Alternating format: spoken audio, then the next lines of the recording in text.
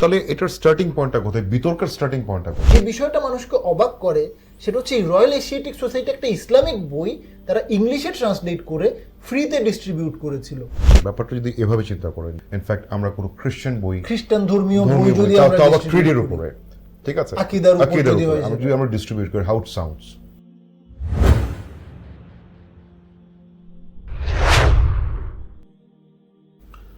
রবিউল আউয়াল মাস আসলেই ঈদে মিলাদুন নবীকে কেন্দ্র করে আমাদের মুসলিম কমিউনিটি বেসিক্যালি দুইটা পার্টে ভাগ হয়ে যায়। একটা গ্রুপ এর পক্ষে অবস্থান নেয়, আরেকটা গ্রুপ এর বিপক্ষে অবস্থান নেয়, এবং দোনো গ্রুপের যারা স্কলার্স আছেন তারা খুব একাডেমিক আলোচনা করে। ইনফ্যাক্ট এভরি ইয়ার অলমোস্ট যখন ঈদে মিলাদুন নবী আসে তখন এই সিচুয়েশনটা হয়। ইভেন এই যে একাডেমিক আলোচনাগুলো হয় এটাতে অনেক কমপ্লেক্স টার্মিনোলজিস ব্যবহার হয়, ইসতিলাহাত, দ্যাট ইজ উসুলুল ফিকহ, উসুলুল হাদিস, কতাই, ফুরুই, এরকম অনেকগুলো নিয়ে বিষয় আলোচনা আলোচনা হয়, রাইট? সো দেখা যায় যে এতে যেটা হয় যে জনসাধারণ যারা আছেন তারা এই বিষয়গুলোকে রিলেট করতে পারেন না। এটাতে যে মেসেজটা ডেলিভার করার চেষ্টা করা হয় বেসিক্যালি সেটা এক্সট্র্যাক্ট করতে পারে না। একটা পর্যায়ে যে তারা ইন্টারেস্ট লুজ করে। ইনফ্যাক্ট এটার একটা সোশ্যাল ইম্প্যাক্টও আমরা দেখতে পাচ্ছি। একটা নেক্সট জেনারেশন, আপকামিং জেনারেশন, এটার উপর একটা খুব বড় একটা ইম্প্যাক্ট আসছে। Somehow we need to resolve this matter. So what do you think, Irfan ভাই? ভাই আপনি যেটা বললেন ফাহাদ ভাই, এটাতে কোনো সন্দেহ নাই যে যদি আমরা জেনারেল অডিয়েন্সের অ্যাঙ্গেল থেকে চিন্তা করি যে এই বিষয়গুলো নিয়ে যখন আলোচনা হয় অনেক কমপ্লেক্স বিষয় একদম সাধারণ মানুষের সামনে তুলে ধরা হয়, অথচ এমন অনেকগুলো বিষয় আছে যেগুলো আলোচনা করার জন্য কিছু প্রিরিকুইজিট দরকার আছে। এক্স্যাক্টলি। তো আমি মনে করি যে সাধারণ মানুষ একটা জিনিস অ্যাকনলেজ করার জন্য যার কাছে আপনি যে বিষয়টা আলোচনা করছেন সেটা তার বোধশক্তি এবং তার ধারণ ক্ষমতার দিকে খেয়াল রেখে আলোচনা করাটা খুব গুরুত্বপূর্ণ। আমার মনে হয় যে ইসলামও এটাই শিক্ষা দেয়। এক্স্যাক্টলি এরকম ভাবে আপনি সহিহ বুখারী শরীফের হাদিস নাম্বার 127 এর ঠিক উপরে হযরত আলী কারামাল্লাহু ওয়াজহুল কারীমের একটা কল এখানে আছে, that is preach Islam according to their mental calibre. Exactly, হ্যাঁ, যে এটাতে মানে অ্যাকচুয়ালি আমাদের কমন সেন্স তো এটাই বলে এবং ইসলাম অবশ্যই এই শিক্ষাই আমাদেরকে দেয়। তো আমি মনে করি যে আমাদের এই বিষয়গুলোকে বিশেষ করে যখন মানে রবিউল আউয়াল মাস আমাদের মাঝে উপস্থিত হয়, এই সময় এই যে ক্রাইসিসটা, এটা আমার মনে হয় বিগত 8-10 বছর ধরে অনেক বেশি বেড়ে গেছে। তো এই ক্রাইসিসটাতে অ্যাকচুয়াল ইস্যুটা কি এটা বুঝার হক সবার আছে। তো আমি মনে করি যে আমি যদি একদম আলোচনার টপিকে চলে যাই, আজকে আমাদের আলোচনার বিষয়বস্তু যে রবিউল আউয়াল মাসে মৌলিদ রিলেটেড, ঈদে মিলাদুন্নবী রিলেটেড যে ক্রাইসিস সেটাকে অ্যাড্রেস করা। এবং এই ক্ষেত্রে আমি যদি এভাবে শুরু করি যে একজন মুসলমানের দৃষ্টিভঙ্গি থেকে ভালোবাসা বা মহাব্বত বলতে আমরা কি বুঝি, যদি আমরা এভাবে দেখি যে এক্সট্রিম ভালোবাসাকে আমরা কিভাবে এক্সপ্লেইন করব বা কিভাবে সংজ্ঞায়িত করব। আমরা একটু যদি নিজেদের র্যাশনাল ওয়েতে চিন্তা করি, আমি যখন নিজের মাকে অনেক বেশি ভালোবাসছি, আমার মেয়েকে বা আমার সন্তানকে, আমার বাবাকে আমি যখন অনেক বেশি ভালোবাসছি, তখন কি এমন হয় যে আমি কিছু চেকলিস্ট ফুলফিল করে ফেলছি তাইলে ভালোবাসা? মানে ভালোবাসা তো আসলে অনুভব করার জিনিস। হ্যাঁ, তো আমাকে যখন আমার মা কিছু দায়িত্ব দিচ্ছে, শরিয়ত মায়ের হুকুকের কথা বলছে, আমি শুধু সেগুলো ফুলফিল করে ফেললেই কিন্তু এক্সট্রিম ভালোবাসার ইজহার হয় না এবং এটা সম্ভব না। তো সেই ক্ষেত্রে আমাদের সামাজিক প্রেক্ষাপট অনুযায়ী যদি আমি বলি যে আমরা যখন কাউকে অনেক বেশি ভালোবাসি, আমরা কিন্তু চাই তার সাথে যত বেশি টাইম স্পেন্ড করতে পারি, তাকে স্পেশাল ফিল করাতে চাই, তাকে নিয়ে আমার যদি সামর্থ্য থাকে তাকে নিয়ে ভালো কোনো রেস্টুরেন্টে খেতে যেতে চাই। তো এই বিষয়গুলো থাকে, আমার মিনিমাম দায়িত্বের বাইরে গিয়ে অন্তত এরকম কিছু বিষয় আমরা ফুলফিল অবশ্যই করি যাকে অনেক বেশি ভালোবাসি। যারাই নিজেকে মুসলমান দাবি করে আমরা সবাই কিন্তু একটা বিষয়ে একমত যে আমরা সবাই বলি আমরা রাসূল সাল্লাল্লাহু আলাইহি ওয়াসাল্লামকে সবচেয়ে বেশি ভালোবাসি। এক্স্যাক্টলি। দেখেন ইরফান ভাই, এই বিষয়ে যদি আমি বুখারী শরীফের আমি কয়েকটা হাদিসে মুবারক আপনার সামনে মানে আমি শেয়ার করি আপনার সাথে, দ্যাট ইজ বুখারী শরীফের হাদিস নাম্বার 14-15, ইভেন লাস্টের দিকে 6632, তাহলে আমরা নিশ্চয় দেখতে পারবো যে রাসূলুল্লাহ সাল্লাল্লাহু তাআলা আলাইহি ওয়াসাল্লাম ইরশাদ করছেন, এটার মফহুমটা বলছে, দ্যাট ইজ তোমরা ততক্ষণ পর্যন্ত না পূর্ণাঙ্গ ঈমানদার হতে পারবে যতক্ষণ না পর্যন্ত তুমি তোমার সন্তান সন্ততি, পিতা মাতা এবং সকল মানুষের চেয়েও আমাকে বেশি ভালোবাসবে। ইভেন দেখেন যে এখানে যদি আমরা হাদিস নাম্বার 6632-তে দেখি, এটা কনভারসেশন মূলত হচ্ছে হযরত ওমর ফারুক রাদিয়াল্লাহু তাআলা আনহু সাথে কনভারসেশন। এটার মধ্যে উনি বলছেন ততক্ষণ পর্যন্ত তুমি সত্যিকারের ঈমান আনোনি যতক্ষণ না পর্যন্ত তুমি তোমার নিজের জানের থেকেও, নিজের প্রাণের থেকেও তুমি আমাকে বেশি প্রিয় প্রিয় হয়েছি, অধিক প্রিয় হয়েছি। দ্যাট ইজ আহাব্বা ইলাইকা মিন নাফসিকা। ইনফ্যাক্ট এই দোনো হাদিসে একটা ইন্টারেস্টিং পার্ট আমি আপনাকে বলি, সেটা হচ্ছে যে এই দোনো হাদিসে আকা আলাইহিস সালাতু ওয়াসসালাম বলছেন ওয়াল্লাহি, আল্লাহর কসম কেটে বলছেন। ইনফ্যাক্ট একটা হচ্ছে আল্লাহর কসম কেটে বলছেন, এটা ইন্টেন্স লেভেল বোঝা যায় যে হাদিসের ইন্টেন্স লেভেলটা কি। সেকেন্ডলি আপনি এখানে দেখেন যে এটা বলছে তোমরা ইমানদার, পূর্ণাঙ্গ ইমানদার হওনি। ইভেন যে 6632 হাদিসে যেটা আছে, সত্যিকার ইমান আনুনি। দেখেন ইমান আনার বিষয়টা কিন্তু একজন মুসলিম এবং নন মুসলিমের মাঝখানে পার্থক্য। দ্যাট ইজ আপনার ততক্ষণ পর্যন্ত আপনার ইমান মুকাম্মলই না, কমপ্লিটই না, ইমান আনাই হয়নি যতক্ষণ না পর্যন্ত আমি আমার নিজের প্রাণর থেকে, নিজের জানের থেকে আমি আকা আলাইহিস সালাতু ওয়াসসালামকে ভালোবাসি। যদি সেই ভালোবাসা সত্যি হয়ে থাকে তাহলে আমি মনে করব যে এটার বহিঃপ্রকাশ কোথায়। আপনি যে বিষয়টা বললেন হাদিসে মুবারাকা থেকে যে ইরশাদাত আছে সেটা থেকে এক্সপ্লেন করলেন, যারা এই হাদিস জানে এবং জানে না, আমার মনে হয় না এমন কেউ আছে যারা এই দাবি করে না। কারেক্ট। কিন্তু এই দাবি করা সত্ত্বেও আমি যদি প্রশ্ন করি যে মা বাবার চেয়ে বেশি ভালোবাসার কথা হাদিসে মুবারাকায় ইরশাদ করা হচ্ছে, যেখানে নিজের প্রাণের চেয়ে বেশি ভালোবাসার কথা হাদিসে মুবারাকায় ইরশাদ করা হচ্ছে। আমরা দেখছি অনেক বাবা আছে যারা তার মেয়েকে অনেক বেশি ভালোবাসে। তার বাবা যখন তার ভালোবাসা তার মেয়ের প্রতি ইজহার করছেন, সেই বাবাকেই আমরা দেখি যে রাসূল সাল্লাল্লাহু আলাইহি ওয়াসাল্লামের ব্যাপারে এক সপ্তাহে একবারও ওনার নাম নেয় কিনা সন্দেহ আছে। এক্স্যাক্টলি। কিন্তু দাবি করছে কি যে আমি সবচেয়ে বেশি ভালোবাসি। হ্যাঁ, তো আমার মনে হয় যে এই বিষয়টা অবশ্যই অ্যাড্রেস করা উচিত। এবং আমরা যদি জাস্ট এটা মনে করি যে আমি মুখে দাবি করব আমি সবচেয়ে বেশি ভালোবাসি, আপনি এখানে ইমানের কথা বলেছেন, তো ইমান পূর্ণাঙ্গ হওয়া ছাড়া মুসলমান হওয়াই যেখানে সম্ভব না, সেখানে একজন ব্যক্তি নিজেকে মুসলমানই দাবি করার সুযোগ নাই যদি রাসূল সাল্লাল্লাহু আলাইহি ওয়াসাল্লামকে বাস্তব অর্থে সবচেয়ে বেশি ভালো না বাসে। এক্স্যাক্টলি। তো আমার মনে হয় এই বিষয়টা নিয়ে আমাদের রিথিঙ্ক করার, পুনরায় চিন্তা করার দরকার আছে, যে এই বিষয়টা নিয়ে যেন আমরা আবারও ভাবি যে আমরা আসলেই যেটা দাবি করছি সেটা কি বাস্তব, নাকি আমার জাস্ট মুখেই আমি দাবি করে মনে করছি আমার দায়িত্ব শেষ। জাস্ট একটা এক্সাম্পল এভাবে চিন্তা করে দেখুন যে একজন বাবা, সে তার মেয়ের জন্য, একটা মেয়ের ওয়ালিমার জন্য হোক বা মেয়ের একটা বিয়ের প্রোগ্রামের জন্য বাবা একটা অনুষ্ঠানের আয়োজন করবে শরীয়তের দায়রায় থেকেই। কোনো ফ্রি মিক্সিং নাই, কোনো মিউজিক নাই, কিছু নাই। হ্যাঁ, জাস্ট লাইটিং করবে, মানুষজনকে খাওয়াবে, হ্যাঁ, এবং ঘরকে ডেকোরেট করবে। এই অবস্থায় কেউ এসে যদি সেই লোককে বলে যে আপনার মেয়ের প্রতি আপনি যে এভাবে ভালোবাসা প্রকাশ করছেন এটা বিদআত, কারণ রাসূল সাল্লাল্লাহু আলাইহি ওয়াসাল্লাম এভাবে উনি ওনার মেয়ের প্রতি ভালোবাসা প্রকাশ করেন নাই। হ্যাঁ, এটা খুব অ্যাবসার্ড শোনাবে। এবং আমার মনে হয় না এতটা ননসেন্স কেউ আছে যে এসে কোনো বাবাকে এরকম কথা বলতে পারে। তো যাই হোক, আমি যদি একদম ক্লিয়ার ওয়েতে বলি যে আসলে ইতিহাসে আমরা এটাই দেখি যে মুসলমান একটা দিন বেছে নিয়েছিল রাসূল সাল্লাল্লাহু আলাইহি ওয়াসাল্লামের প্রতি মহব্বত প্রকাশ করতে। তো আজকে অসংখ্য ফতোয়া এই দিনটাকে জর্জরিত করে ফেলেছে। মানে আমার মনে হয় পুনরায় বিষয়টা নিয়ে কাজ করা উচিত। এটাতে কোনো সন্দেহ নাই। ইভেন এটার একটা বেসিক প্রিন্সিপাল হচ্ছে যে ভালোবাসার বহিঃপ্রকাশে কোনো রুলস অ্যান্ড রেগুলেশনস নাই। এটা ইনফ্যাক্ট যে কোনোভাবে যে কোনো রূপেই ভালোবাসার বহিঃপ্রকাশ হতে পারে। হিউম্যান ফিতরাত। এক্স্যাক্টলি, এটা ফিতরাত। তো ইনফ্যাক্ট যদি এটার বাইরে এসেও যদি দেখেন আপনি, যে এটা কেউ অস্বীকার করবে না যে রাসূলুল্লাহ সাল্লাল্লাহু তাআলা আলাইহি ওয়াসাল্লাম সমস্ত সৃষ্টি জগতের জন্য রহমত। দেখেন আল্লাহ তাবারক ওয়া তাআলা কোরআন পাকে ইরশাদ করতেছেন, ওয়ামা আরসালনাকা ইল্লা রাহমাতাল লিল আলামিন। হ্যাঁ, আমি আপনাকে প্রেরণ করেছি সমস্ত সৃষ্টি জগতের জন্য রহমত স্বরূপ। এবং আল্লাহ তাবারক ওয়া তাআলা আরেক আয়াতে উনি বলতেছেন, কুল বিফদলিল্লাহি ওয়া বিরহমাতিহি ফাবিযালিকা ফালইফরাহু। দ্যাট ইজ, আপনি বলুন যে এটা তার অনুগ্রহ ও তার রহমত, এবং এই নিয়ে তারা যেন আনন্দ প্রকাশ করে। They should rejoice, right? فَلْيَفْرَحُ. সুবহানাল্লাহ।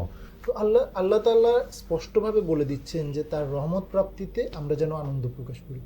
তো রাসূল সাল্লাল্লাহু আলাইহি ওয়াসাল্লাম যেদিন দুনিয়ায় এসেছেন সেই দিন উপলক্ষে যদি মুসলমান আনন্দ প্রকাশ করে এবং শরীয়তের সীমা রেখার মধ্যে থেকে সে আনন্দ প্রকাশ করে, এবং সেদিন সে যদি কোরআন তেলাওয়াত করে, নাত শরীফ পড়ে, হ্যাঁ, বা মুসলমানদেরকে খাবার খাওয়ায়, তো দুরূদ শরীফ পড়ে, সালাতু সালাম পড়ে, রাইট? হ্যাঁ, তো এখন এই জিনিসগুলোতে তো শরীয়তের মধ্যে কোনো গিরফত নাই। এক্স্যাক্টলি, শরীয়তে এটা এমন কোনো কাজ না, সে যদি গান বাজনা করে আপনি বাধা দিতে পারেন, কারেক্ট। হ্যাঁ, সে যদি নারী পুরুষ মেলামেশা করে আপনি তাকে বাধা দিতে পারেন। সে যদি ইসলামে যা কিছুর ইজাজত দিয়েছে সেগুলাকে উদযাপন করে, সেগুলোর মাধ্যমে দিনটা উদযাপন করে, আপনি কেন তাকে বাধা দিবেন? যেখানে আল্লাহ তাআলা নিজে বলছেন তোমরা রহমত প্রাপ্তিতে আনন্দ প্রকাশ করো। এক্স্যাক্টলি। ইনফ্যাক্ট আমি এটার সাথে রিলেট করে একটা হাদিসে মুবারাকা মুসলিম শরীফে রাসূলুল্লাহ সাল্লাল্লাহু তাআলা আলাইহি ওয়াসাল্লাম একটা ইরশাদাত, আমি একটা মাফহুম আমি আপনার সামনে তুলে ধরি, একটা প্রেক্ষাপট। In fact I do request all of you যে এই হাদিসে মুবারাকা অবশ্যই সবাই যেন পড়ে। এটা খুব easily we can relate. That is, এই হাদিসের মাফহুম হচ্ছে মান সান্না ফিল ইসলামি সুন্নাতান হাসানাতান।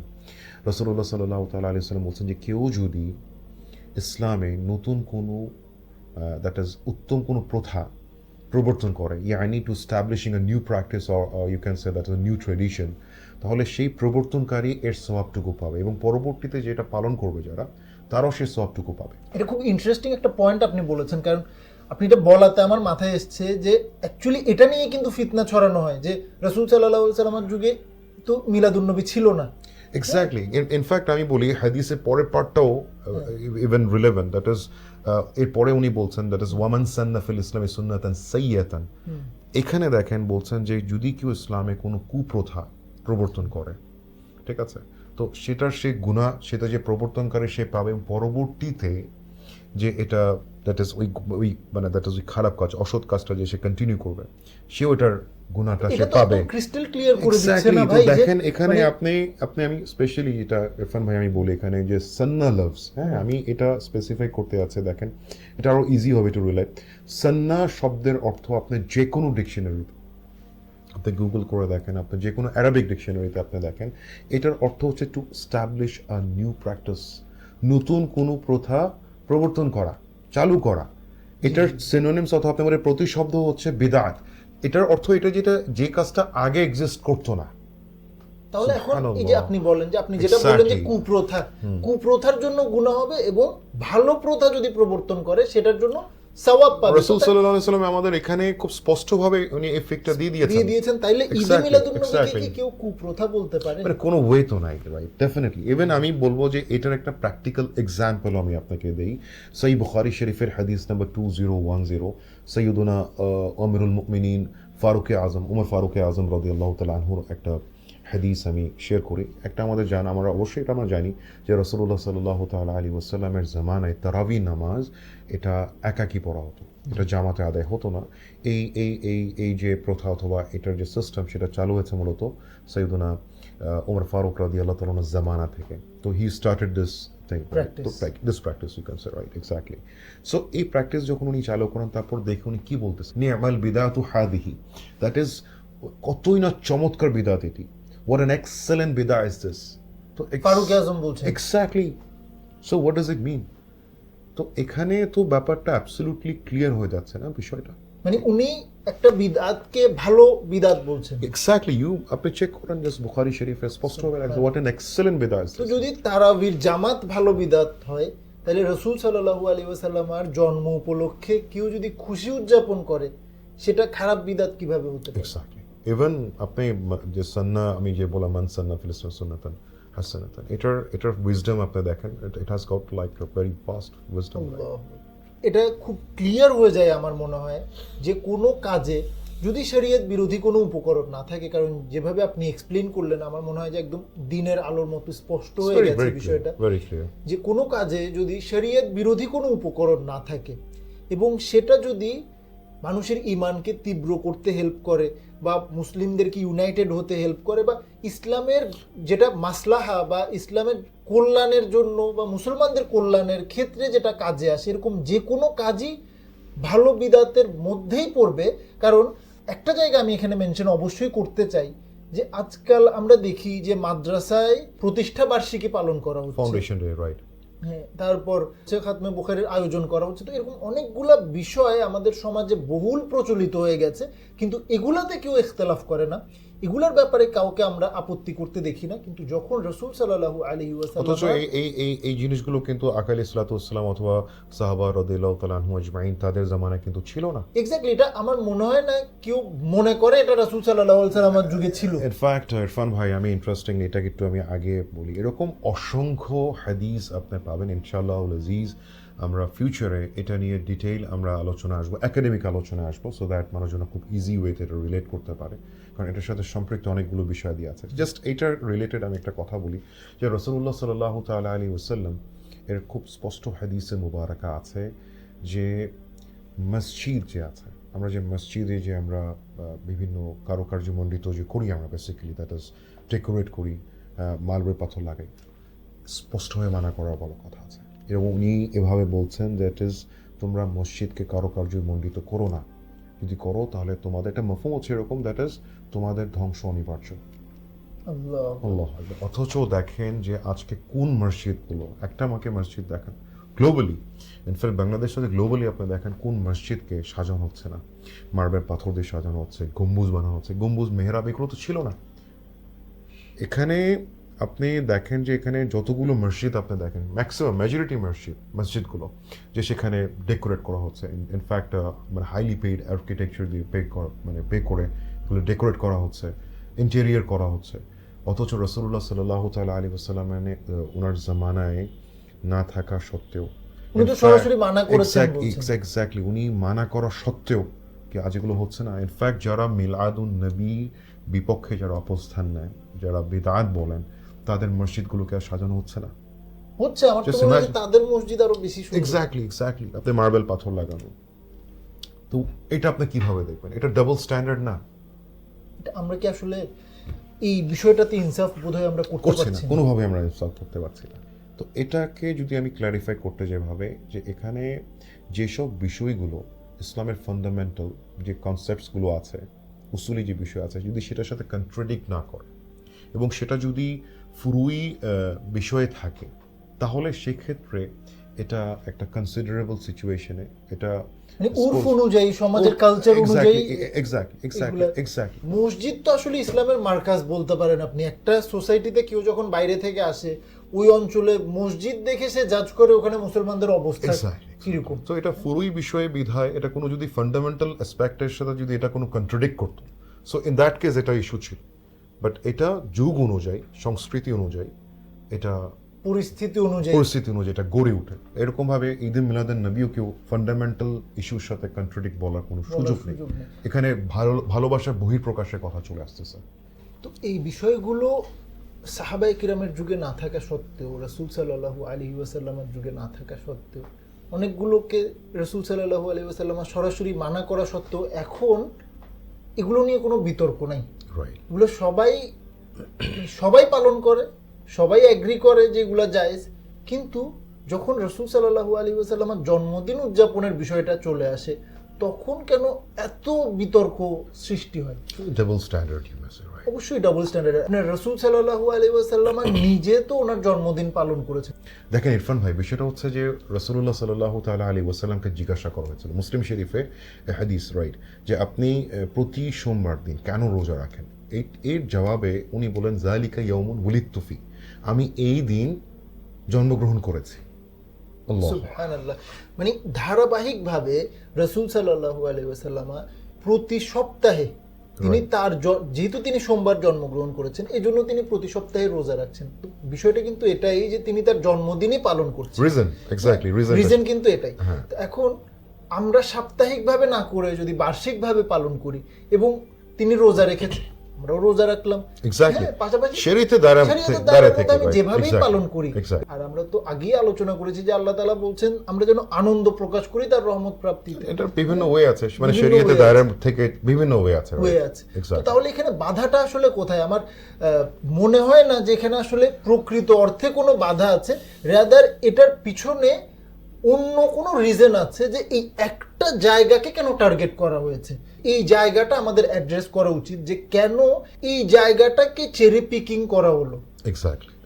তো আমার মনে হয় যে এই বিষয়ে আমরা একটু হিস্ট্রি নিয়ে পর্যালোচনা করা উচিত, কখন থেকে বিষয়টা শুরু হয়েছে। প্রথমে আমরা এভাবে যদি দেখি যে ঈদে মিলাদুন্নবী পালন করা শুরু হয়েছিল কখন, এটা সর্বপ্রথম শুরু করেছিলেন মুজাফফরউদ্দিন কোকাবুরি রহমতুল্লাহ তাআলা আলাইহি, ইরাকের ইরবিলের মশহুর সুলতান ছিলেন। এবং উনি কিন্তু সুলতান সালাউদ্দিন আইয়ুবী রহমতুল্লাহ আলাইহির ব্রাদার ইন ল ছিলেন। উনি সুলতান সালাউদ্দিন আইয়ুবী রহমতুল্লাহ তাআলা আলাইহির আপন বোনের হাজবেন্ড ছিলেন। এবং উনি যখন এটা আয়োজন করা শুরু করেছেন বার্ষিকভাবে, তো ওই সময় তো এটার প্রচলন ছিল না। এই বিষয়টা কিন্তু একটু আমার মনে হয় যে সবার মনোযোগ দেওয়া উচিত এই জায়গাটাতে, যে ওই সময় একটা নতুন আমলের প্রচলন তিনি করেছেন। তখন বিশ্বব্যাপী অনেক ওলামা ছিলেন, আমরা যাদের নাম জানি এবং যারা নোটেবল স্কলার, আমরা কাউকে পাই না। আপনি দেখেন ওই সময় আপনি যারা, sorry to interrupt, right, that is যত মুহাদ্দিসিন ছিলেন, যত উলামা ছিলেন, তারা কিন্তু এটা একটু বিরোধিতা করেনি। আপনি যারা খুব রিনাউন্ড স্কলার, দ্যাট ইজ ইবনে হুজর আসকালানি রহমতুল্লাহ আলাইহি, ইমাম সাখাওয়ি রহমতুল্লাহ আলাইহি, ইমাম কাসসালানি রহমতুল্লাহ আলাইহি, ইমাম জালালউদ্দিন সুয়ুতি রহমতুল্লাহ আলাইহি, কেউ কিন্তু এটা বিরোধিতা করেননি। তো মানে এক্স্যাক্টলি আমি এটাই বুঝাতে চাচ্ছিলাম যে এই আমলটা তো আসলে নতুন করে চালু হয়েছে, ওনার যুগে নতুন করে চালু হয়েছে, তো এর আগে এই আমলটা ছিল না। তো স্বাভাবিকভাবে আমরা যদি এখনকার পার্সপেক্টিভে চিন্তা করি, একটা নতুন জিনিস যখন চালু হয় সেটা কিন্তু কন্ট্রোভার্সিয়াল হয়ে যায়। তো আমরা এই জায়গাটাতে যদি আমরা একটু দৃষ্টিপাত করি যে ঈদে মিলাদুন্নবী এখন যতটা কন্ট্রোভার্সিয়াল, আমার মনে হয় যখন এটা শুরু হয়েছিল তখন এতটা কন্ট্রোভার্সিয়াল ছিল না। ইনফ্যাক্ট আপনি দেখেন না, ইমাম জালালউদ্দিন সুয়ুতি রহমতুল্লাহ আলাইহি এই ব্যাপারে একটা ডিটেইলিং বই লিখেছেন, হুসনুল মাকসিদ ফি আমাল আল মৌলিদ। এই গ্রন্থে উনি বিস্তারিত আলোচনা করেছেন। ইনফ্যাক্ট এটার মধ্যে উনি এটাও লিখেছেন, যদি এটার মধ্যে কোনো গুনার কাজ না থাকে, রাইট, তাহলে এটা পালন করা মুস্তাহাব। ইনফ্যাক্ট এই জিনিসটা আসলে আমি মনে করি যে আমাদের অডিয়েন্স যারা আছেন তাদের সকলে এটা জানা দরকার, দ্যাট ইজ এই আমলকে আহলে সুন্নাত ওয়াল জামাত কখনোই ফরজ বা ওয়াজিব বা বাধ্যতামূলক বলেননি। ওনারা এটাকে সবসময় মুস্তাহাব বলেছেন। ইনফ্যাক্ট মুস্তাহাব অর্থ হচ্ছে শরীয়ত যেটাকে পছন্দ করে। মানে বেসিক্যালি ওলামারা এটার পক্ষে ফতোয়া দিয়েছেন। তাহলে আজকে এত বছর পরে সে এটাকে কন্ট্রোভার্সিয়াল দেখানো হচ্ছে, অথচ যখন এটা শুরু হয়েছে তখন কিন্তু জিনিসটা একদম নতুন। সমাজে যখন একটা নতুন কাজ চালু হয় সেটাকে কিন্তু ভাগ হয়ে যায়। রাইট, ফ্যাক্ট এটা কিন্তু এমন না যে 150 বছর আগে, শত বছর আগে। হ্যাঁ, কিন্তু যখন এটা শুরু হয়েছে তখন তো সেটা নতুন আমল হিসেবে শুরু হয়েছে, পুরোনো আমল হিসেবে শুরু হয় নাই। একটা নতুন আমল শুরু হওয়ার পর এটা তো খুব স্বাভাবিক যে এটা কন্ট্রোভার্সিয়াল হয়ে যায়। একটা স্কলার, একটা সিঙ্গেল স্কলার আমাকে দেখান যে এটা বিরোধিতা করেছে। ক্লাসিক্যাল কোন স্কলার সাথে পাবেন না। তো আপনি আমাকে এই জায়গাটা দেখেন যে একটা নতুন আমল সমাজে প্রচলিত হয়েছে, প্রচলিত হওয়ার পর ক্লাসিক্যাল স্কলার কেউ বিরোধিতা না করা মানে জিনিসটা কোন লেভেলের মকবুল একটা আমল। অথচ সেটা আজকে এত বছর পরে এসে এটাকে কন্ট্রোভার্সিয়াল করে দেয়। আপনি দেখেন এখানে আমি এটা একটা হাদিসে মুবারাকা মনে পড়ে গেছে, রাসূলুল্লাহ সাল্লাল্লাহু আলাইহি ওয়াসাল্লাম, এটা in fact very commonly knows people about this হাদিস, দ্যাট ইজ সমষ্টিগতভাবে আমার উম্মত গুমরাহির উপর একত্রিত হবে না। সাচ এ লং টাইম, কতজন স্কলার্স এটাকে মানে বৈধতা দিয়েছেন, ইনফ্যাক্ট এটা পালন করে আসছেন, এটা উদযাপন করে আসছেন। সো এখানে আর তো কোনো কথা বলার আমি মনে করি সুযোগ নেই। কিন্তু আবার যদি আমরা হিস্ট্রির আরেকটা পার্ট দেখি, যে এটা তো আমরা দেখলাম যে কখন এটা শুরু হয়েছে, কিন্তু এটা নিয়ে কন্ট্রোভার্সি কখন শুরু হয়েছে এটার দিকে আমার মনে হয় আরেকবার আমাদের ভাবা উচিত। এটার বিরোধিতা শুরু হয়েছে ওভারওয়েলমিংলি কলোনিয়াল এরাতে। এক্স্যাক্টলি আমার কাছে মনে হয় এটা এই ইতিহাসটা আমি মনে করি যে সবার ভালো করে জানা উচিত, যে শত শত বছর ধরে এটা উদযাপন হয়ে আসছে। এটা নিয়ে কখনোই কন্ট্রোভার্সি হয় নাই। তাহলে এটার স্টার্টিং পয়েন্টটা কোথায়, বিতর্কের স্টার্টিং পয়েন্টটা কোথায়? I think we should explain this matter as well. So I want you to just explain this matter. দেখেন, এটা নিয়ে ওভারওয়েলমিংলি কন্ট্রোভার্সি কিন্তু শুরু হয়েছে কলোনিয়াল এরাতে আমরা যদি দেখি। এবং খুব ইন্টারেস্টিং ব্যাপার, বেসিক্যালি ইস্ট ইন্ডিয়া কোম্পানি যখন সাবকন্টিনেন্টকে কলোনাইজ করেছে তখন তাদের একটা সাহিত্য প্রচার করার একটা সোসাইটি তারা এখানে এস্টাবলিশ করেছিল। তা সরাসরি ইস্ট ইন্ডিয়া কোম্পানি সেটা না করলেও ওই ব্রিটিশরাই এটাকে আপনার এস্টাবলিশ করেছিল এখানে, যা তারা ক্লেম করতো যে তারা এখানে সাহিত্য প্রচার করবে বা এরকম কিছু। এমনকি এই সোসাইটিটার নাম তারা রেখেছিল এশিয়াটিক সোসাইটি, যেটা পরবর্তীতে রয়্যাল এশিয়াটিক সোসাইটি নাম হয়েছিল। As far I think right, এই কমিউনিটি মানে এই সোসাইটিটা বেসিক্যালি বাংলার ফার্স্ট গ্রামার বই সমস্যা তারাই লাগে। এক্স্যাক্টলি, উইলিয়াম ব্রাসি হেলহেড নামের একজন ব্যক্তি, সে হচ্ছে ফার্স্ট বাংলা গ্রামার। মানে এটাও ইন্টারেস্টিং যে আসলে বাংলা গ্রামার নিয়ে ওদের কাজ করার উদ্দেশ্য কি ছিল, সেটা অন্য আলোচনার বিষয়। বেসিক্যালি এই রয়্যাল এশিয়াটিক সোসাইটি তারা সাহিত্য নিয়ে কাজ করত এবং তারা সাবকন্টিনেন্টের বিভিন্ন ভাষার সাহিত্য নিয়ে তারা কাজ করেছে।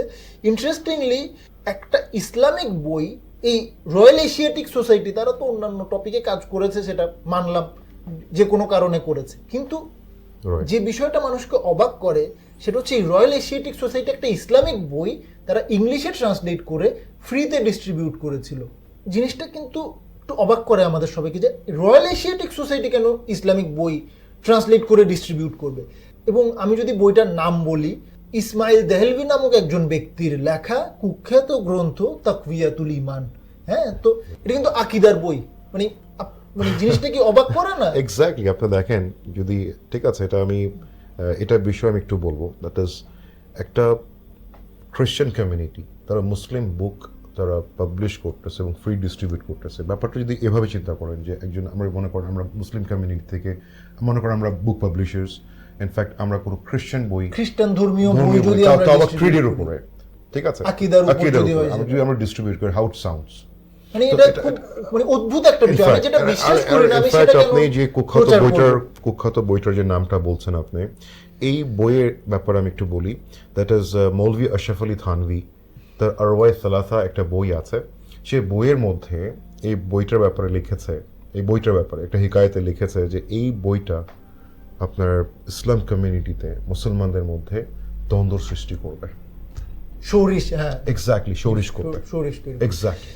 শুধু এটাই না, এটাও সবাই এগ্রি করে যে সাবকন্টিনেন্টের মুসলিমদেরকে ডিভাইডেড করার যে কোনো একটা বইয়ের নাম যদি নেওয়া হয়, যে বইয়ের মাধ্যমে সাবকন্টিনেন্টের মুসলিমরা ডিভাইডেড হয়েছিল, সে বইটার নাম তাকভিয়াতুল ঈমান। This is the book, right? Exactly. এবং এটার একদম দিনের আলোর মতো সাক্ষ্য দেয় ব্রিটিশদের প্রোপাগান্ডা। কারণ ব্রিটিশরা কেন এই বই ছাপিয়ে, ইনফ্যাক্ট এটা তো ম্যাচও করে যাচ্ছে, মৌলভী আশরাফ আলী থানভী যে কথা বলেছে তার কথার সাথেও মিলে যাচ্ছে। তো মানে বিষয়টা যথেষ্ট চিন্তা করার একটা বিষয়। এবং এটার রিজনে যদি আমরা যেতে যাই যে কেন এত রকম বই থাকতে ব্রিটিশ ওরিয়েন্টালিস্টরা বা এই রয়্যাল এশিয়াটিক সোসাইটি থেকে এই বইটা ডিস্ট্রিবিউট করা হলো, এটাতে কোনো সন্দেহ নাই যে মুসলিমদেরকে যদি আপনি ডিভাইডেড করতে চান, মুসলিমদেরকে যদি উইকেন্ড করতে চান, সবচেয়ে সহজ অস্ত্র হলো মুসলমানদের অন্তর থেকে আজমাতে মুস্তফা, হুব্বে মুস্তফা, রাসূল সাল্লাল্লাহু আলাইহি ওয়াসাল্লামের প্রতি যে ভালোবাসা, সেটাকে যদি আপনি অমিট করে দিতে পারেন,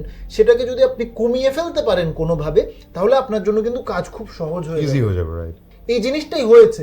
এবং ইভেনচুয়ালি অটোমান এম্পায়ার বা উসমানীয় খেলাফতের পতনের ক্ষেত্রেও কিন্তু আমরা ব্রিটিশদের এই ধরনের স্টেপস আমরা দেখেছি। একটা ব্রিটিশ এক্স্যাক্টলি একটা বই আছে, এটাতে যদি আরো elaborately if someone want to know about this topic, কিভাবে কলোনিয়ালিস্টরা আমাদের এই subcontinent, in fact not only subcontinent, right, even উসমানীয় খেলাফতে যে কীভাবে পতন ঘটিয়েছিল, ওখানে একজন ব্রিটিশ স্পাই আছে, তার নাম হচ্ছে Hemford, the confession of a British spy, বইটার নাম।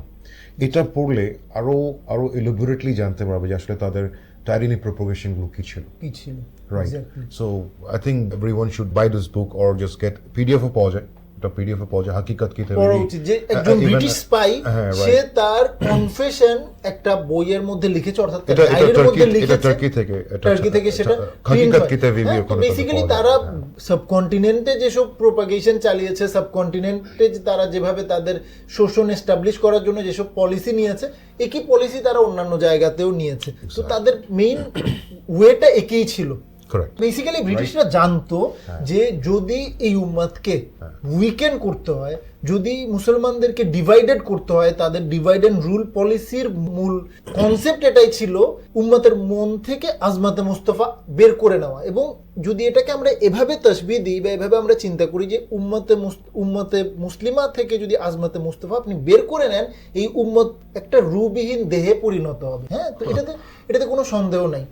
তো তো এই বিষয়টা আমরা যতটুক না আগে বুঝতে পেরেছি, আমাদের আগে আমাদের শত্রুরা বুঝে ফেলেছে, ব্রিটিশরা বুঝে ফেলেছে, এবং যেটার ফলে এই ঈদে মিলাদুন্নবী নিয়ে যে ইখতিলাফ এখন তৈরি হয়েছে, সেই ইখতিলাফ এটা যখন প্রতিষ্ঠা হয়েছিল তখন সৃষ্টি হয় না। এক্স্যাক্টলি, আপনি মেন স্ট্রিম উলামা যারা ছিলেন এর আগে এই বিতর্কে কখনো হয় নাই বিতর্ক, মানে এই বিতর্ক শুরুই হয়েছে বাস্তবে। আমি যদি এভাবে বলি, এটা আমার মনে হয় এক্সাজারেশন হবে না যে ঈদে মিলাদুন্নবী শুধুমাত্র একটা অনুষ্ঠান না বা একটা ট্রেডিশন না, এটা মুসলমানদের গ্লোবালি একটা কালচারাল আইডেন্টিটি। কারণ এই যে উদযাপন, এই উদযাপনটার মাধ্যমে রাসূল সাল্লাল্লাহু আলাইহি ওয়াসাল্লাম, যাকে বলা হচ্ছে রহমতের প্রাণ, মুস্তাফা জানে রহমত, অ্যাকচুয়ালি আল্লাহ তাআলা বলছেন না সমগ্র সৃষ্টি জগতের জন্য রহমত। সাইয়্যিদি আলা হযরত এই জায়গাটাকে এভাবে বলেছেন যে রহমতের প্রাণ, কারণ রাসূল সাল্লাল্লাহু আলাইহি ওয়াসাল্লামকে ছাড়া রহমতও যেন রূহবিহীন দেহ। তো সুতরাং আমাদের এই জায়গাটা বুঝা উচিত যে ঈদে মিলাদুন্নবী শুধু একটা অনুষ্ঠান বা ট্রেডিশন না, বরঞ্চ বৈশ্বিকভাবে মুসলমানদের আইডেন্টিটি, কালচারাল আইডেন্টিটির শুধু অংশ না, কেন্দ্রবিন্দু। আর ঈদে মিলাদুন্নবীকেই যে শুধু বিতর্কিত করা হয়েছে বিষয়টা কিন্তু এমন না। সিস্টেমেটিক্যালি মুসলমানদের যতগুলো কালচারাল সেলিব্রেশন ছিল বা কালচারাল যতগুলা প্রোগ্রামস ছিল, ট্রেডিশনস ছিল, প্রত্যেকটাকে কিন্তু সিস্টেমেটিক্যালি টার্গেট করে করে বন্ধ করে দেওয়া হয়েছে। আপনি দেখেন যে কারবালার স্মরণে মুহররমে যে মাহফিল হয় সেটাকে টার্গেট করে বন্ধ করে দেওয়া হলো শিয়াদের নামে। হ্যাঁ, তো এখানে অথচ এই মাহফিলে কি হতো? ইতিহাস চর্চা হতো, সিরাতের আলোচনা হতো, সাহাবাদের আলোচনা হতো, আহলে বাইতের আলোচনা হতো। হ্যাঁ, তো এগুলোকে সিস্টেমেটিক্যালি বন্ধ করে দেওয়া হলো। শবে বরাতের রাতে মসজিদে যে মাহফিল হতো সেটাকে টার্গেট করে বন্ধ করে দেওয়া হলো। শবে মেরাজের রাতে ইনফ্যাক্ট আপনি দেখেন যে এটা প্রতি বছর পালন করা হতো, রাইট? ইনফ্যাক্ট আমাদের আর্লি এজে আমরা যখন দেখেছি, ইনফ্যাক্ট আপনি যদি এটা এভাবে দেখেন যে একটা ছোট বাচ্চা, ঠিক আছে, সে আস্তে আস্তে সে বড় হচ্ছে এবং প্রতি বছর এই দিনটাতে সে ওই পার্টিকুলারলি একটা টপিকে সে শুনতে শুনতে একটা পর্যায়ে তার মনে কিন্তু গেঁথে যাচ্ছে এবং তার মধ্যে একটা ইমোশন কাজ করে। এক্স্যাক্টলি, আপনি ইভেন আমি বলবো যে অবস্থাটা লাস্ট 10-15 ইয়ার্স ধরে যে এটার পিছনে একটা খুব টাইরানি প্রপোগেশন চলছে খুব জোরে সোরে। আপনি randomly you ask any person, আপনি জিজ্ঞাসা করে দেখেন যে, মানে আমি টকিং অ্যাবাউট ইয়াং জেনারেশন, কাউকে জিজ্ঞাসা করে দেখেন সে কারবালার ঘটনা সে জানে কিনা, সে নামও হয়তো শুনে নাই। এক্স্যাক্টলি, তো এটা খুবই দুঃখজনক। অথচ আপনি দেখেন যে অ্যাকচুয়ালি যেখানে আমাদের হিরো হওয়া উচিত ছিল সাহাবায়ে কিরাম, আমাদের হিরো হওয়া উচিত ছিল আহলে বাইত যারা আছেন তারা, হ্যাঁ, কিন্তু আমাদের ইয়াং জেনারেশনের হিরো হয়ে যাচ্ছে এখন ক্যাপ্টেন আমেরিকা তাদের হিরো হয়ে যাচ্ছে, স্পাইডারম্যান তাদের হিরো হয়ে যাচ্ছে। তো এটা খুবই দুঃখজনক। শুধু তাই না, যে আজকে রবিউল আউয়াল মাস যখন আসে তখন সবাই খুব অ্যাক্টিভ হয়ে যায় এটার বিরুদ্ধে দাঁড়াতে বা এটাকে বিতর্কিত করতে, অথচ যখন আপনার ওমেন্স ডে আসে সেটা নিয়ে আপনি এই পর্যায়ে আপনি ইনফ্যাক্ট দেখেন ইরফান ভাই, এখানে কিন্তু একটা ব্ল্যাঙ্ক স্পেস যদি আপনি এগুলো মাইনাস করেন, আপনি দিনের যে নর্মালি যেটা টাইরানি প্রপোগেশন এন্ড যে সবগুলো মাইনাস করে দেওয়া হচ্ছে, আপনি একটা ব্ল্যাঙ্ক স্পেস ক্রিয়েট হয়ে যাচ্ছে। আপনি এটা কিভাবে ফিল করবেন? ফিল করতে পারবেন না। কিন্তু ওই আমি যে কথাটা বলছিলাম, যে আপনি যেটা বললেন যে ব্ল্যাঙ্ক স্পেস, এই ব্ল্যাঙ্ক স্পেসটাতেই কিন্তু আজকে যে নতুন নতুন যে দিবসগুলো আসছে, আজকে ওমেন্স ডে আসছে, আজকে বসন্ত উৎসব আসছে, হ্যালোউইন আসছে, এরকম যত রকম বিজাতীয় দিবস আমাদের মুসলমানদের সামনে নিয়ে আসা হচ্ছে, এই জায়গাগুলো কিন্তু ওই ব্ল্যাঙ্ক স্পেস গুলোকেই দখল করছে। ইনফ্যাক্ট এগুলো কিন্তু ডে বাই ডে, যেটা এখন একটা মহামারী মতো আকার ধারণ করছে এলজিবিটিকিউ, এগুলো কিন্তু এন্ড অফ দ্য ডে এগুলো প্রমোট করতেছে কোনো ভাবে, কার্টুন দিয়ে হোক, বিভিন্ন দিয়ে হোক, রাইট? মেসেজ তাদের কাছ থেকে নিচ্ছেন। আপনার কাছে যেমন ক্যাপ্টেন আমেরিকা হিরো, তাহলে ক্যাপ্টেন আমেরিকা তো মুসলমান বানায় নাই, তো এটা যারা বানাচ্ছে, আপনার কাছে যখন স্পাইডারম্যান হিরো, স্পাইডারম্যান তো কোনো মুসলমান বানায় নাই। আপনি যখন মার্ভেল সিরিজ দেখছেন, তো যে মার্ভেল সিরিজ ডেভেলপ করছে সে যেই আইডিওলজি তৈরি করতে চায়, নিউ জেনারেশনকে সেই আইডিওলজি ইনজেক্ট করতে পারছে। তো এসব বিষয় নিয়ে ততটা আলোচনা আপনি দেখবেন না যতটা আলোচনা আজকে ঈদে মিলাদুন্নবীর বিপক্ষে হচ্ছে, যতটা আলোচনা মুহররমের কলোনিয়াল এরা থেকে যে প্রপোগেশন এখন পর্যন্ত টেনে আসছে, এটা তাদের একটা মানে ওটাই বাস্তবায়ন করা, ওটাই বাস্তবায়ন হচ্ছে, ওদের টার্গেট তো ওটাই ছিল। এবং আজকে পর্যন্ত আপনার তখন থেকে যে ডিভিশন শুরু হয়েছে তার আগ পর্যন্ত কিন্তু খেলাফতের সিলসিলা শেষ হয় নাই। ওসমানীরা পর্যন্ত, ওসমানী খিলাফত পর্যন্ত, খিলাফতের সিলসিলা রাসূল সাল্লাল্লাহু আলাইহি ওয়াসাল্লামের পর থেকে ওসমানী খিলাফত পর্যন্ত এটা কন্টিনিউ হয়েছে। এবং যখনই এই ডিভিশনটা তৈরি হলো কলোনিয়াল টাইমে, এই গত 100-150 বছরে আমরা আমাদের সেই ক্ষমতার কেন্দ্রে আর পৌঁছাতেই পারছি না। এক্স্যাক্টলি তো সবকিছুর কেন্দ্রে আমাদেরকে বুঝতে হবে যে রাসূল সাল্লাল্লাহু আলাইহি ওয়াসাল্লামকে আমাদের উদযাপন করতে হবে, তাকে আমাদের ভালোবাসতে হবে সবচেয়ে বেশি, তার আজমতকে আমাদের সবকিছুর উপরে রাখতে হবে। আমাদের যত রকম কার্যকলাপ আছে সব কার্যকলাপের উপর প্রাধান্য দিতে হবে তার আজমতকে। যখন আমরা সেটা দিতে পারবো, আল্লাহ তাআলা এই উম্মতকে এমনিতেই সেই পর্যায়ে উঠিয়ে নেবেন, সেই মর্যাদা প্রদান করবেন। Exactly so this is true. আজকে রাসূল সাল্লাল্লাহু আলাইহি ওয়াসাল্লামের জন্ম উপলক্ষে মুসলমান খুশি হতে চিন্তা করছে দুইবার। মানে কি দুর্ভাগ্যজনক আর কিছু নেই, রাইট? আসলে আমরা ইনসাফ করতে পারছি না, কোনোভাবে পারছি না আমরা। ইনফ্যাক্ট আপনি প্রতি বছর ঈদে মিলাদুন নবী আমরা পালন যখন করছি, এটা কি হয় বেসিক্যালি দেখেন, এখানে সিম্পল কোরআন তেলাওয়াত হচ্ছে, সালাতু ওয়াস সালাম হচ্ছে, ঠিক আছে, মানুষকে খাবার খাওয়ানো হচ্ছে। So it's nothing bad in it. আপনি জাস্ট একটা বাহ্যিকভাবে দেখেন, যারা খারাপ করে, you can stop those people. যারা খারাপ শরীয়তের বাইরে যারা কেউ কিছু, আপনি এটাকে স্টপ করেন। আপনি দেখেন যে এমনভাবে আপনি জিনিসটা এভাবে নেন যে একটা কোনো এডুকেশনাল ইনস্টিটিউটে, এটা যে কোনো একটা ইউনিভার্সিটি ধরেন, সেখানে কোনো একটা অনৈতিক কাজ হলো, ওই অনৈতিক কাজের জন্য পুরো ইউনিভার্সিটি বন্ধ করে দিবেন? না, এটা তো হয় না, এটা হয় না, ঠিক না? মসজিদে জুতোর চুরি হয়েছে, খারাপ কাজ হয়েছে, মসজিদ বন্ধ করে দাও, এটা পসিবল না। আপনি যে জিনিসটা খারাপ সেটা আপনি ওখান থেকে সরিয়ে ফেলেন। তো শরীয়তের দায়রায় থেকে যদি এটা হয়, তো আই থিঙ্ক এভরিওয়ান যারা আছে সবাই একত্রিত হয়ে এটা আই থিঙ্ক পজিটিভলি দেখা উচিত, স্পেশালি যে নেক্সট আপকামিং জেনারেশন।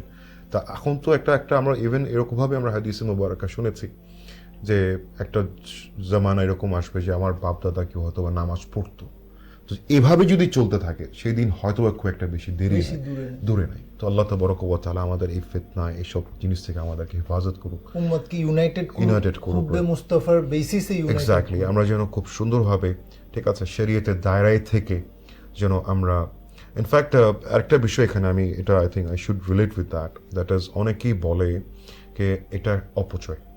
আমি এটা একটু, যেহেতু আমাদের এই প্রোগ্রামের লাস্টের দিকে চলে আসছে, এটা একটু আমরা ক্লিয়ার করে ফেলি। দেখেন, আপনি একটা মসজিদকে এক্সটেরিয়র ইন্টেরিয়র জন্য ইউর পেইং ইন মিলিয়ন্স, আপনি সেটাকে ডেকোরেট করার জন্য, আপনি এখানে অবচয় মনে হচ্ছে না, রাইট? আপনি শরীয়তের দায়রায় থেকে আপনি ওয়ালিমাতে অনেক টাকা অনেকজনকে খাওয়াচ্ছেন, অনেক কিছু করতেছেন, মানে আপনি ফ্রি মিক্সিং নাই, মিউজিক নাই, এটা কেউ নেগেটিভলি দেখবে না, এটা কেউ নেগেটিভলি দেখবে না, ঠিক না? এরকম ভাবে অসংখ্য এক্সাম্পল আছে যেখানে আপনি এগুলো কিভাবে দেখবে না। তো ওগুলোকে আপনি অপচয় বলছেন না, বাট আপনি যখনই হুব্বে মুস্তাফার মানে আওতায় এসে আপনি ইজহার করছেন, আপনি এই দিনে আপনি সকল অপচয়ের কথা আপনি এখানেই মনে পড়ে। এটা কিভাবে হয়? সো আমি লাস্টের একটা ইবনে কাসির, হাফিজ ইবনে কাসির, ওনার যে আল বিদায়া ওয়াল নিহায়া একটা কোটস আমি করতে যাচ্ছি, এটা বেসিক্যালি একটা হাদিস। সেটা হচ্ছে যে যখন রাসূলুল্লাহ সাল্লাল্লাহু তাআলা আলাইহি ওয়াসাল্লাম যেদিন জন্মগ্রহণ করেন, ওনার বিলাদত শরীফ, তখন ইবলিস ছাড়া যত আল্লাহ তাবারক ওয়া তাআলার যত মখলুক ছিল সকলেই আনন্দ উদযাপন করেছে, সবাই খুশি হয়েছে। ইবলিস তো কেঁদেছিল সম্ভবত। Exactly, he was not happy. তাহলে আজকে আমরা আসলে রাসূল সাল্লাল্লাহু আলাইহি ওয়াসাল্লামের জন্ম উপলক্ষে খুশি পালন করাটাকে যে নেগেটিভলি দেখছি, এটা আসলে কোন দিকে ইন্ডিকেট করছে? সৈয়দি আলা হযরত ইমাম আহমদ রাজা খান রহমতুল্লাহ তাআলা আলাইহি এভাবে বলেছেন যে নিসার তেরি চহল পহল পর হাজার ঈদ রবিউল আউয়াল সিওয়ায় ইবলিস के जहां पे सभी तो खुशियां मना रहे हैं। সুবহানাল্লাহ, এক্স্যাক্টলি আপনি যেটা বলেছেন, দিস ইজ ট্রু। সো আল্লাহ তাবারক ওয়া তাআলা আমাদেরকে তৌফিক দেন যেন আমরা শরীয়তের দায়রায় থেকে, ইনফ্যাক্ট নেক্সট জেনারেশনের কথা চিন্তা করে, যেন আমরা तमाम যত মুসলমান আমরা আছি, আমরা এই বিষয়ে আমরা মুত্তাফিক হয়ে, ইউনাইটেড হয়ে, ঠিক আছে, যেন আমরা ঈদে মিলাদুন নবী আমরা উদযাপন করি। ইনফ্যাক্ট যত ভ্রান্তি আছে, ইনফ্যাক্ট যে বিতর্ক জগবে থেকে শুরু হয়েছে, ইনফ্যাক্ট এটাও যেন একটা ইনডেপথ স্টাডির মধ্যে সবাই নিয়ে আসে, এটা রিয়েলাইজ করে যে এটা আসলে তারই একটা প্রপোগেশন, ওটা থেকে কলোনাইজারদেরকে সাকসেসফুল হতে দেওয়া যাবে না। এক্স্যাক্টলি তো ওটা থেকে বের হয়ে এসে যেন আমরা মুস্তাফা জানে রহমত, রাইট, আকাইল ইসলাতুসলামের ইশকের দিকে আমরা ধাবিত হয়ে উদযাপন করি। শরীয়তের দায়রার মধ্যে থেকে যেন আমরা এটা উদযাপন করি। আল্লাহ তাআলা আমাদেরকে সকলকে তৌফিক দান করুন, আমিন। আমিন। निसार तेरी चहल पहल पर हजारों ईदे रबीउल अव्वल, सिवाए इब्लीस के जहां में सभी तो खुशियां मना रहे हैं। अल्लाहुम्मा